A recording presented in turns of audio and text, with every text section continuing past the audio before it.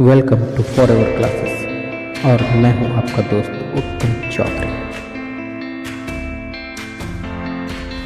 Hello friends, आज हम लोग चैप्टर 1 रियल नंबर से एक्सरसाइज 1.1 का क्वेश्चन नंबर 4 देखेंगे। तो वीडियो शुरू करने से पहले जो लोग हमारे चैनल पे नए हैं वो जल्द से जल्द चैनल को सब्सक्राइब कर लें ताकि हमारा सभी वीडियो आप तक आसानी से पहुंच सके। तो चलिए शुरू करते हैं क्वेश्चन नंबर 4। तो क्वेश्चन है हमारा, use Euclid division lemma to show that the square of any positive integer is either of the form 3m or 3m plus 1 for some integer m। यानी कि यूक्लिड डिवीजन लेमा को use करके हमें यह दर्शाना है कि किसी भी पॉजिटिव इंटीजर का स्क्वायर जो है वो 3m या 3m plus 1 के फॉर्म में होगा फॉर सम इंटीजर m, कुछ इंटीजर m के लिए। तो चलिए शुरू करते हैं। सबसे पहले हम लोग क्या करते हैं कि एक पॉजिटिव इंटीजर्स a मान लेते हैं। तो let a B the positive integer. a को हमने क्या किया, एक पॉजिटिव इंटीजर मान लिया and b is equal to 3 और b की जगह क्या है, यहां पर 3 है तो b को हमने 3 मान लिया। अब as Euclid division lemma, Euclid's division lemma क्या कहता है, Euclid division lemma a is equal to B Q plus R, R is क्या होना चाहिए, greater than equal to 0 and less than b। तो अब हमारा एक पॉजिटिव इंटीजर्स है a जिसके लिए हमने b माना है 3, तो यहाँ हो जाएगा 3q प्लस r। अब r क्या होगा, greater than equal to 0 and less than b is क्या 3।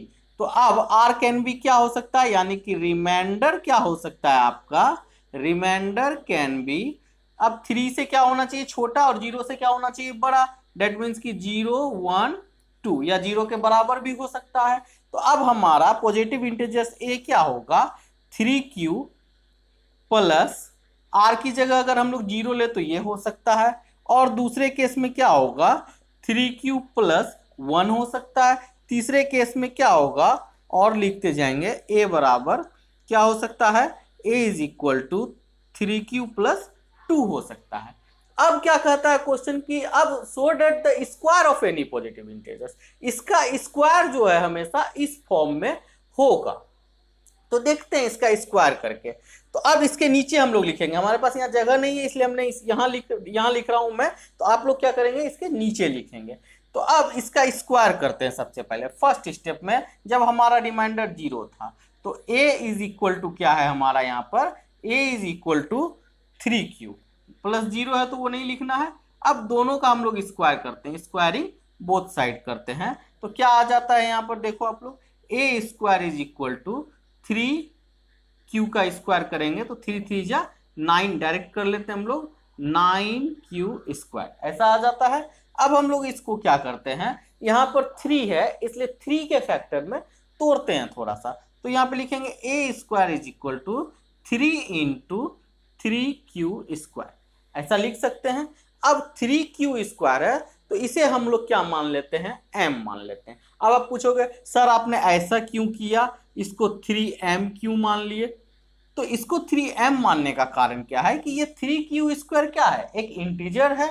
तो यहाँ पर हम लोग लिख भी देते हैं, सिंस चूंकि क्या है 3q square is a integer, कोई इंटीजर ही है।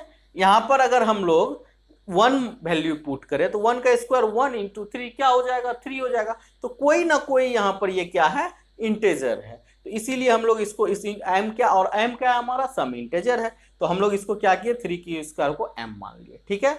अब दूसरे केस में देखते हैं, जब r का वैल्यू 1 है तो a is equal to 3q plus 1। तो अब फिर से स्क्वायरिंग बोथ साइड अगर हम लोग करते हैं तो क्या होता है, a square is equal to a plus B का होल स्क्वायर के फॉर्म में इसको तोड़ देते हैं। तो 3q square a square plus b square plus 2ab, 2 into 3q into 1। तो क्या हो जाता है, a square is equal to 3 3 जा 9q स्क्वायर प्लस 1 प्लस 2 3 जा 6q।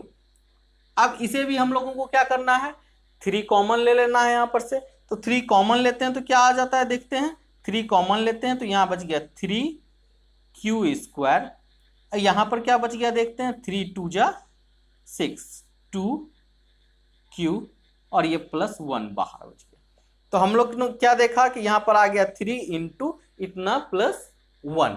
अब यहां पर क्या है ये देखो 3m + 1। तो हम लोग क्या करते हैं, ये जो है इसको हम लोग फिर से क्या लिख लेते हैं कि ये m है, तो क्या लिख ले यहां पर 3m, ठीक है, और +1। हमने ऐसा क्यों किया, 3m हमने इसे क्यों लिया, फिर वही लाइन हमारा सिंस 3q²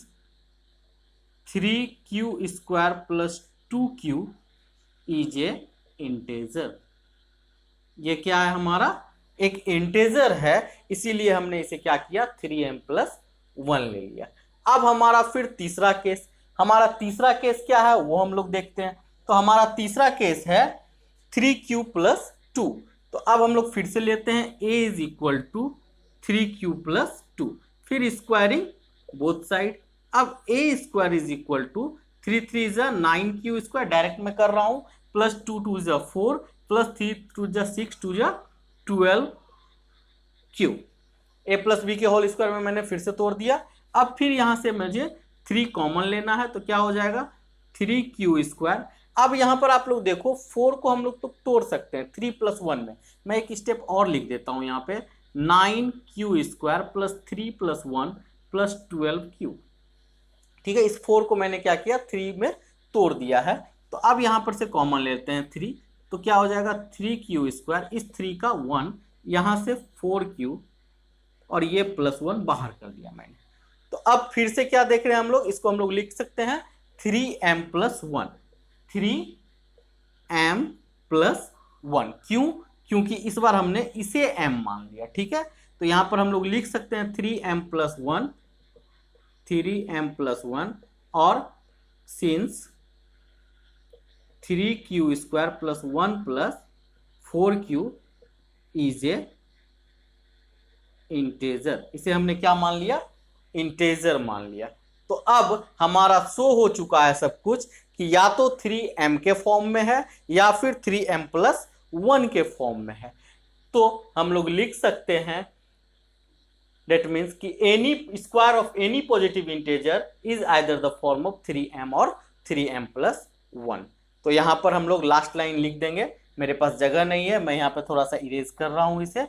तो यहां पर हम लोग लास्ट लाइन में लिख देंगे so या hence square of any positive integer is of the form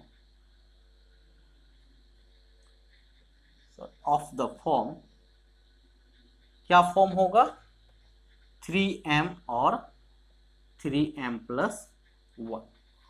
okay, तो उम्मीद है दोस्तों वीडियो पसंद आई होगी। अगर हमारा वीडियो आपको पसंद आता है तो ज़्यादा से ज़्यादा लाइक करें और शेयर करें। तब तक के लिए टेक केयर, बाय बाय।